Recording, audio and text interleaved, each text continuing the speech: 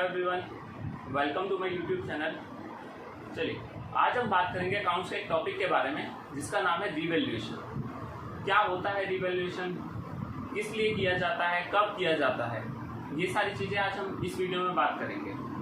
और इसके साथ ही साथ workman compensation reserve, investment fluctuation reserve, इनकी ट्रीटमेंट क्या होती है, क्यों इन्हें डिस्ट्रीब्यूट किया जाता है, कब इन्हें डिस्ट्रीब्यूट करना होता है, ये सारी बातें भी आज हम इस वीडियो में करेंगे। चलिए सबसे पहले स्टार्ट करते हैं रीवैल्यूएशन के साथ। क्या मतलब है इसका, थोड़ा सा ध्यान दीजिए।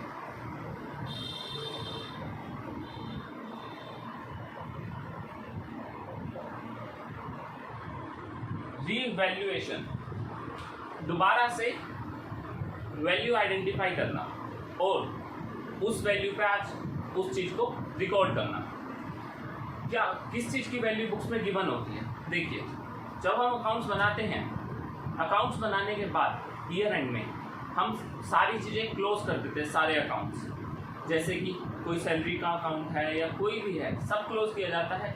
जिसमें से दो चीज़ें, एसेट और लायबिलिटीज़ के जो अकाउंट्स होते हैं उनका बैलेंस किया जाता है, उन्हीं की वैल्यू बचती है एक साल के एंड में। तो अगर हम रीवैल्यू कर रहे हैं तो रीवैल्यू किन चीज़ों को करेंगे, उन्हीं चीज़ों को जो एंड में बची हुई होंगी हमारे पास, जैसे कि एसेट्स एंड लायबिलिटीज। चलिए तो हमने बोला कि रीवैल्यू दो चीज़ें हो सकती हैं, एसेट्स और लायबिलिटीज।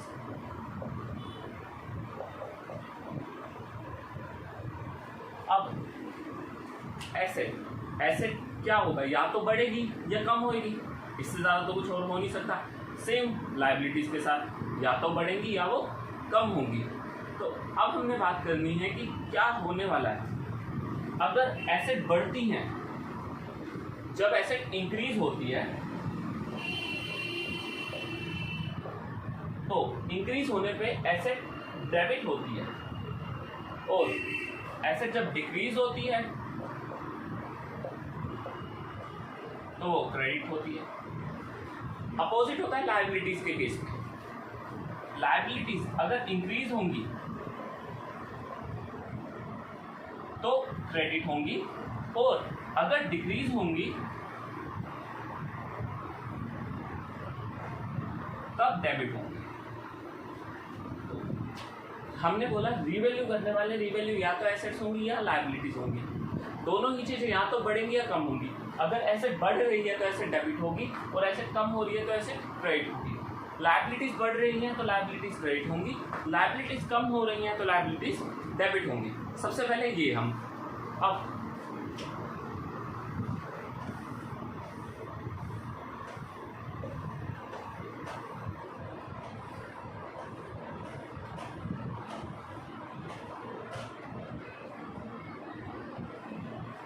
चलिए अब एक एग्जांपल लेते हैं। मान लो लैंड एंड बिल्डिंग की वैल्यू 2 लाख से 2.5 लाख हो गई। तो अब क्या करेंगे, लैंड एंड बिल्डिंग एक एसेट है, एसेट बढ़ती है तो डेबिट होगी। तो land and building account debit to, क्या हुआ है, रीवैल्यू हुई है। तो सारी चीजें जो भी हमारी बढ़ेंगी या कम होंगी, किस तो हम क्या कर रहे हैं, रीवैल्यू कर रहे हैं उन चीज़ों को, क्रेडिट कर देंगे हम रीवैल्यूएशन अकाउंट। 2 लाख से 2.5 लाख हुई है अगर, तो 50,000 से बड़ी है, और रीवैल्यूएशन में 50,000 चला गया। देखिए अब रीवैल्यूएशन में क्यों डाला है, हम जो भी काम कर रहे हैं यहाँ पे वो क्या कर रहे हैं, एसेट्स और लायबिलिटी के बैलेंस को रीवैल्यू कर रहे हैं, देख रहे हैं क्या नुकसान हो रहा है, क्या फ़ायदा हो रहा है। जब भी आप देखिए लैंड एंड बिल्डिंग बढ़ रही है, वो एसेट है, बढ़ेगी तो डेबिट होती है। वहीं रीवैल्यूएशन को क्यों हम क्रेडिट कर रहे हैं, रीवैल्यूएशन को क्रेडिट करने का रीज़न है, देखिए आपको कभी भी प्रॉफिट होता है, लैंड एंड बिल्डिंग बढ़ गई तो बेनिफिट मिलना है बिजनेस को, बिल्कुल मिलेगा।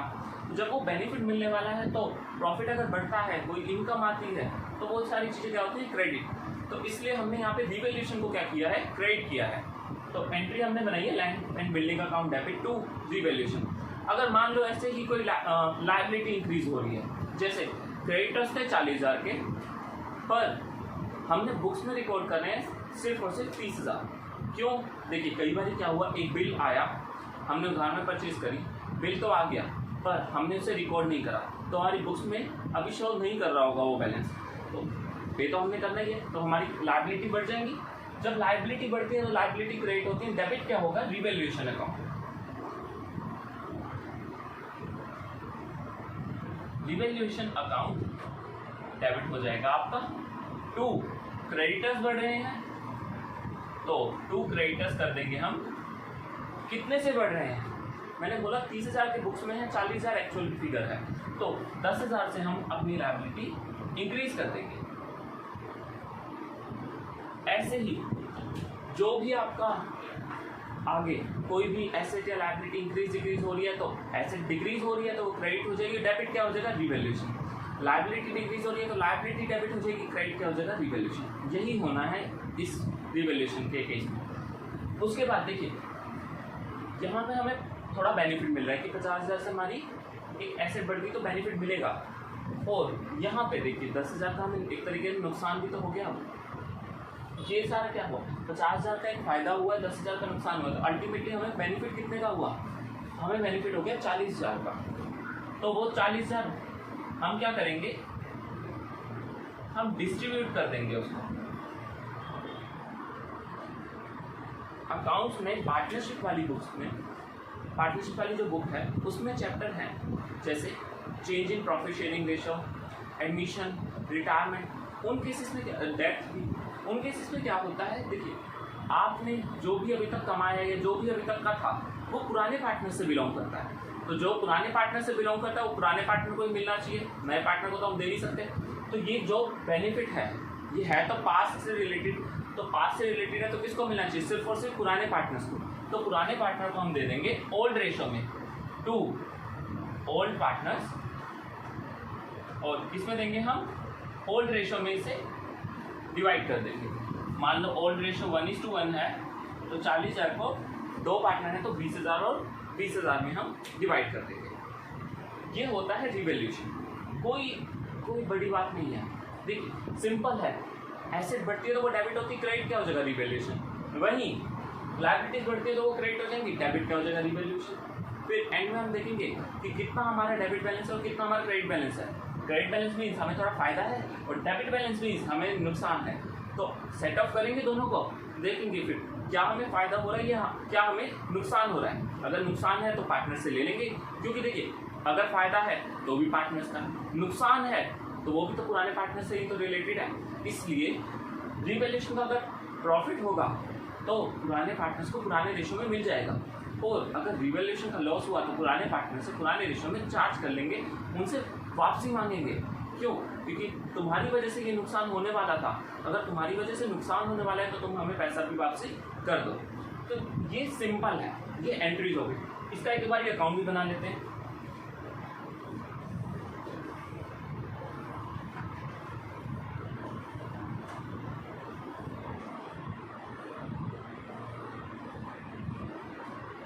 देखिए अकाउंट भी कुछ नहीं है, देखिए हम लेजर तो बनाते ही रहते हैं। लेजर में क्या है, चलिए अब हम बना रहे हैं रिवैल्यूएशन अकाउंट का लेजर। रिवैल्यूएशन अकाउंट,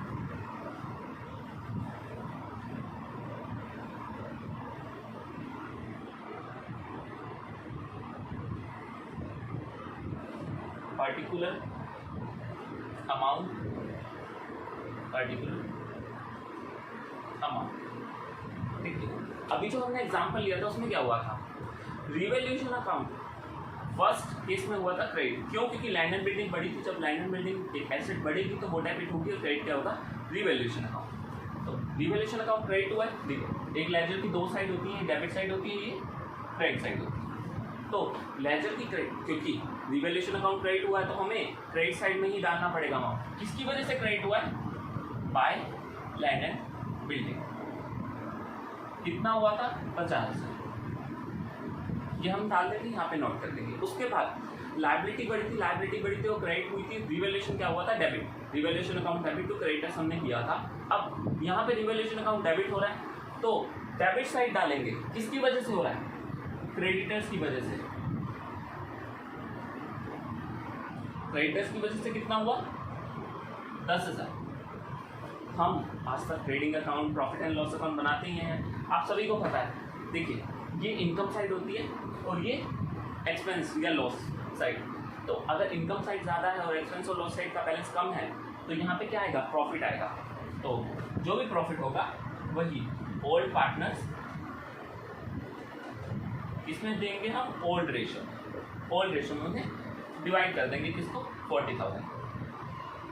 तो ये सिंपल सा था रिवैल्यूएशन अकाउंट। रिवैल्यूएशन अकाउंट में कुछ भी नहीं है, एक बार ध्यान दीजिए तो आपको जिंदगी में आप इस चीज़ को कभी नहीं भूल पाएंगे, क्योंकि एक एसेट बढ़ रही है तो वो डेबिट होगी, बदले में रिवैल्यूएशन क्रेडिट हो जाएगा। और जैसे मैंने आपको बताया कब कब होता है, पार्टनरशिप में जब भी नया पार्टनर एडमिट हो रहा है तब होगा। क्यों? क्योंकि अगर नया पार्टनर आ रहा है तो पुराने पार्टनर्स को पुराने जो भी उनके बचे हुए चीज़ें हैं वो मिलनी चाहिए, कि अब नया पार्टनर आ गया फ्यूचर में तो वो उसमें से हिस्सा लेगा।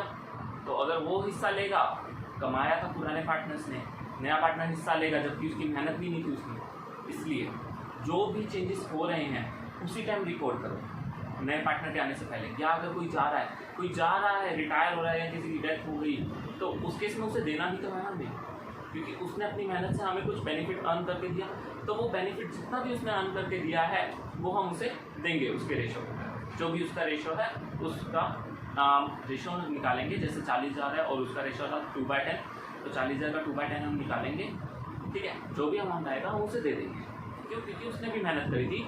ये प्रॉफिट्स ये जो भी अगर लॉसेस भी होते हैं तो लॉसेस में भी उसका हिस्सा था, इसलिए हम उससे ले लेंगे अगर लॉसेस होंगे, और अगर कोई प्रॉफिट है तो उसे दे देंगे। उसके बाद अगर प्रॉफिट शेयरिंग रेशियो चेंज हो रहा है, मान लो पहले हमारा 1:1 था, 2 बंदे हैं 1:1 में शेयर कर रहे थे, बाद में होने वाला है 2:1। अगर 60,000 के प्रॉफिट हैं तो अभी मिलने चाहिए थे 30,000 और 30,000, फ्यूचर में कितने मिलेंगे, 40,000 और 20,000, 2:1 अगर रेशियो हो जाता है। इसकी वजह से फ्यूचर में एक बंदे को ज़्यादा मिलेगा, एक को कम।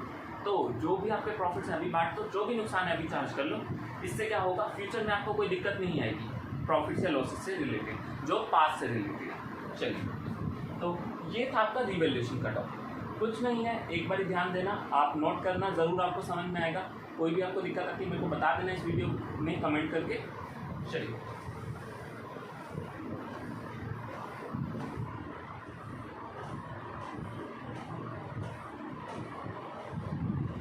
अब हम बात करते हैं जनरल रिजर्व या फ्री रिजर्व, जो भी आपकी बुक्स में गिवन होते हैं उनका क्या करना है। देखिए, वो रिजर्व कैसे बनता है, प्रॉफिट में से निकल के बनता है। तो इन पार्टनर्स ने पहले प्रॉफिट अर्न किया होगा और प्रॉफिट जो इन्होंने अर्न करा है उसमें से ही कुछ निकाला होगा रिवैल्यूएशन, जनरल रिजर्व या कोई और बैलेंस क्रिएट किया होगा रिजर्व्स का।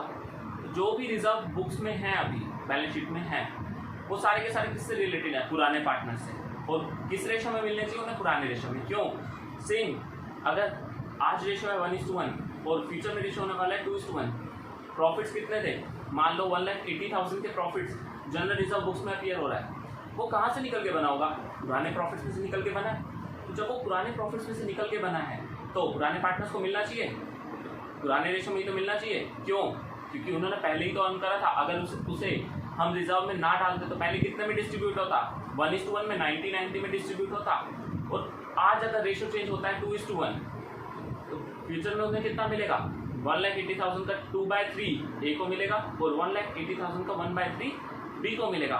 मीन्स 1,20,000 ए को और 60,000 बी को। मिलना कितना चाहिए था, 90,000 और 90,000। तो ये गलती हो जाएगी। इसलिए जो भी रिजर्व्स के फ्री रिजर्व्स आपकी बुक में गिवन है, फ्री, मैं दोबारा बोल रहा हूँ, फ्री रिजर्व्स कौन से होते हैं, जिनके अगेंस्ट कोई लायबिलिटी नहीं है, उनको क्या करो, पुराने रेशो में डिस्ट्रीब्यूट कर लो। मान लो आपकी बुक्स में जनरल रिजर्व, बैलेंस शीट में जनरल रिजर्व गिवन है लायबिलिटी साइड, तो जो general reserve liability side given है उसको क्या करो, पुराने रेशो में बांट दो।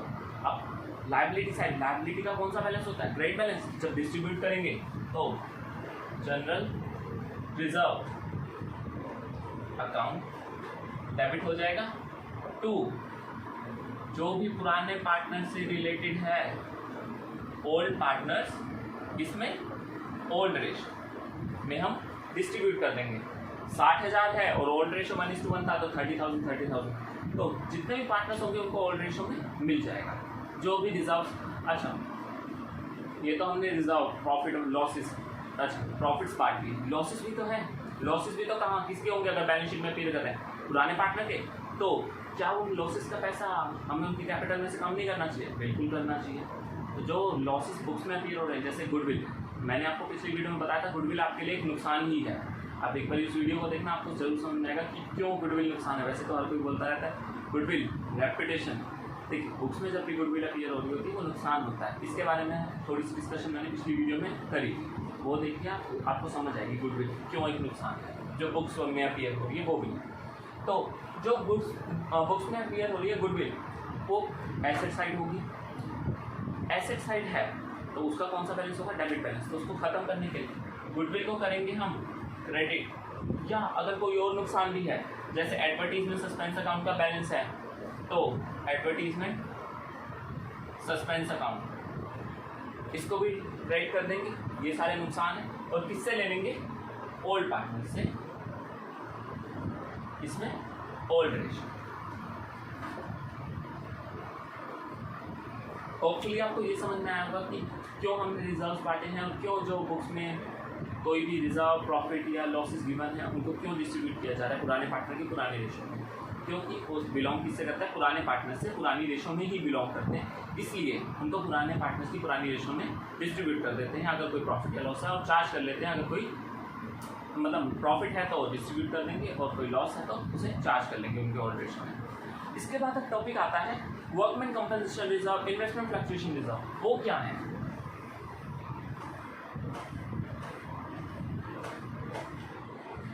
देखिए क्या होता है वर्कमैन कंपनसेशन रिजर्व।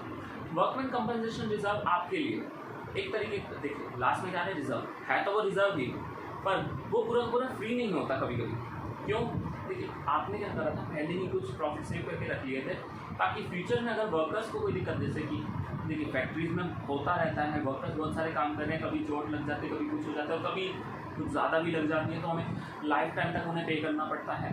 तो उस नुकसान का, इतना सारा नुकसान एक साथ उस साल के प्रॉफिट में तो हम दे नहीं पाएंगे, तो हम क्या करते हैं, पहले ही कुछ प्रॉफिट्स अपने सेव करके रखते हैं ताकि अगर ऐसी सिचुएशन आती है बिजनेस में तो हम उन प्रॉफिट्स जो हमने सेव करके रखते हैं उनमें से ही थोड़ा सा जो भी हमें उन्हें देना है वो दे पाएँ, इसलिए ये रिजर्व बनाए जाते हैं। तो मैंने क्या बताया, वर्कमैन कंपनसेशन रिजर्व।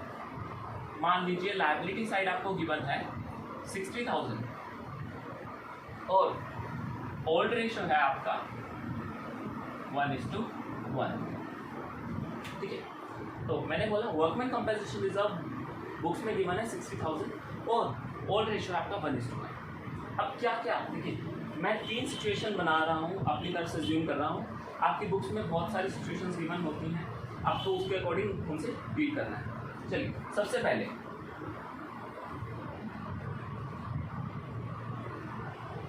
मैं बात कर रहा हूँ यहाँ पे ना, वर्कर्स से रिलेटेड लायबिलिटी अराइज हुई, वर्कर्स से रिलेटेड लायबिलिटी अराइज हुई 0, मतलब वर्कर्स को कुछ नहीं देना इस बारी।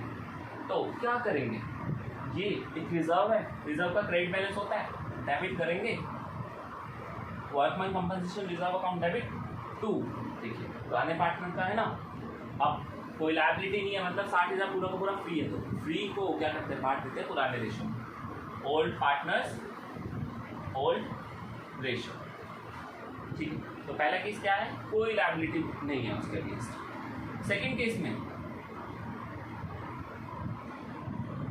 लायबिलिटी आई 30,000, अब यहाँ पे तो लायबिलिटी आ गई। अब क्या करेंगे, सबसे पहले जो रिजर्व है ना, देखिए रिजर्व कितने का, 60,000, उसको डेबिट कर देंगे। 2 प्रोविजन बना लो, क्योंकि अभी देना है, दे नहीं दे, या एक्चुअल लायबिलिटी बना लो, मान लो वर्कमैन कंपनसेशन लायबिलिटी मैं बना रहा हूँ 30,000 की, क्यों, क्योंकि मेरे को पता है 30,000 मेरे को देने हैं, तो मैंने एक लायबिलिटी बना दी 30,000, उसको यूज़ कर लिया। 60,000 में से कितना यूज़ कर लिया, 30,000, अभी भी पर 30,000 तो फ्री रह गया, तो जो फ्री रह गया उसको ओल्ड पार्टनर्स, किसमें, ओल्ड रेशो में हम डिवाइड कर देंगे। मान लो 2 पार्टनर्स है, 1:1 रेशो था, तो क्या करेंगे, ओल्ड पार्टनर एक ए है और एक बी है, तो 2A कितना, रिमेनिंग का 1/2 और 2B रिमेनिंग का कितना, 1/2। चलिए इसके बाद थर्ड केस में मैं बात करता हूँ। मान लो इस बार जो लायबिलिटी आई ना, वो आ गई 1,20,000 की, मतलब हमने सेव कर रखा था 60,000, और लायबिलिटी कितनी आ गई 1,20,000। कभी कभी हमें लगता है कि देखो लायबिलिटी तो वैसे अब तो ज़्यादा पे करना ही करना है, पर एक बात बताइए, अगर आप ये रिजर्व ना बनाते तो आपको कितना पे करना पड़ता 1,20,000, पर इस रिजर्व को बनाने की वजह से अब आपको कितना पे करना है, सिर्फ और सिर्फ 60,000 का नुकसान होगा अब आपको। क्यों? क्योंकि ये रिजर्व भी आपका कितना लॉस कवर कर लेगा, 60,000 का लॉस तो यही रिजर्व कवर कर लेगा। तो workman compensation reserve account debit कितना है हमारे पास 60,000, तो उतना ही यूज़ कर पाएंगे। फिर रीवैल्यूएशन अकाउंट, एक तरीके से हमारी लायबिलिटी आने वाली है बुक में, जो हमने सोची भी नहीं थी। रीवैल्यूएशन अकाउंट को डेबिट कर देंगे 60,000 से, लायबिलिटी बढ़ गई क्योंकि। और थर्ड में क्रेडिट करेंगे हम वर्कमैन कंपनसेशन लायबिलिटी को 1,20,000। तो इससे क्या होगा, 60,000 तो आपका वर्कमैन कंपनसेशन रिजर्व से यूज़ हो गया, 60,000 हमने रिवैल्यूएशन में डाल दिया। नुकसान तो हुआ है ना, देखिए अभी नुकसान हम पार्टनर से ले लेंगे। और कुछ लोग कहते हैं कि यहीं पे क्यों नहीं पार्टनर्स को डेबिट कर देते, क्योंकि आप पहले लायबिलिटी को क्रिएट करो, जैसे हम रिवैल्यूएशन में करते थे। अगर लायबिलिटी बढ़ रही है तो पहले रिवैल्यूएशन से करो, पता नहीं रिवैल्यूएशन का लॉस किससे चार्ज कर लूँ, पार्टनर से। तो नेक्स्ट एंट्री में हम क्या करेंगे, ओल्ड पार्टनर कौन है, जैसे ए है और बी, 1:1 रेशो था, तो 60,000 का नुकसान हुआ है एक्स्ट्रा, तो 30,000 ए से लेंगे, 30,000 बी से लेंगे, to revaluation account 60,000। Third case में, जिस केस में लायबिलिटी आपके पास ज़्यादा आ गई है रिजर्व से भी, उस केस में 60 जो जितनी ज़्यादा है उसको रिवैल्यूएशन में ट्रांसफर करेंगे। क्यों कर रहे हैं, दोबारा से लायबिलिटी बढ़ रही है, तो लायबिलिटी बढ़ती है तो रिवैल्यू हो रही है, रिवैल्यू के केस में रिवैल्यूएशन अकाउंट डेबिट हो गया मान लो, और डेबिट हो गया तो उसमें लॉस आ रहा है, लॉस किससे लेंगे, पुराने पार्टनर से, पुरानी रेशो में। ये था आपका वर्कमैन कंपनसेशन रिजर्व से रिलेटेड। अब लास्ट में बात करता हूँ investment fluctuation reserve.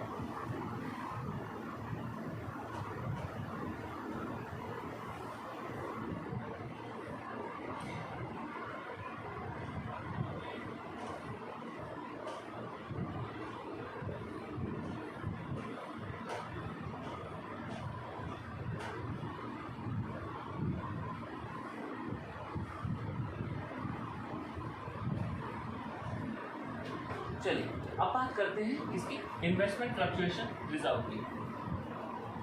Investment fluctuation reserve है हमारे पास 60,000 ही अज्यूम कर लेते हैं, और बुक्स में इन्वेस्टमेंट की वैल्यू है मान लो 10 लाख, 10 लाख इन्वेस्टमेंट है। इन्वेस्टमेंट फ्लक्चुएशन रिजर्व 60,000 है और ओल्ड रेशियो 1:1 है।